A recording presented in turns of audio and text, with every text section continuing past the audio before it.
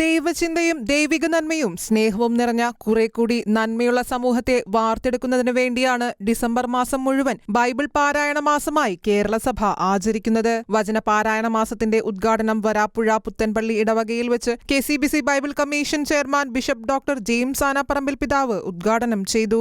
Bible പാരായണം ഈ കാലഘട്ടത്തിൽ സമൂഹത്തിൽ നന്മകൾ നിറയാൻ കാരണമാകുമെന്ന് അഭിവന്യ ജെയിംസ് പിതാവ് ഉദ്ഘാടന പ്രസംഗത്തിൽ അറിയിച്ചു. KCBC deputy secretary general reverend father Thomas തറയിൽ അനുഗ്രഹ പ്രഭാഷണം നടത്തി. 1 മണിക്കൂർ കൊണ്ട് 150 പേർ ഒരുമിച്ചിരുന്ന് ബൈബിൾ മുഴുവൻ വായിച്ചു തീർത്ത സമ്പൂർണ്ണ ബൈബിൾ പാരായണത്തിന് വികാരി റവറന്റ് ഫാദർ ജോസ് എടശ്ശേരി നേതൃത്വം നൽകി. Reverend father Johnson Puthussery, reverend father Joseph Thamaravili, Cheranallur വികാരി ഫാദർ രാജീവ്, കാർളം വികാരി father Jeeson Kattukaran, reverend father Joseph Vidheyathil തുടങ്ങിയവർ പ്രസംഗിച്ചു. ഇരിഞ്ഞാലക്കുട രൂപതയിലെ കാർളം ഇടവകയിൽ വെച്ച് KCBC vice president bishop Mar Pauly Kannookadan 24 ദിവസത്തെ പാരായണത്തിന് തിരിതെളിച്ചു.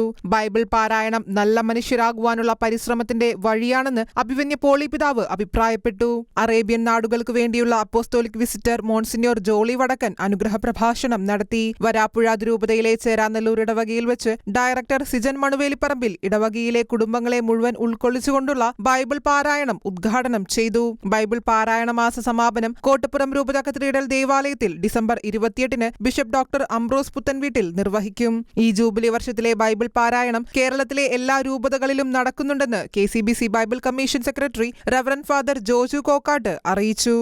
ഷെക്കേന ന്യൂസ്, കൊച്ചി.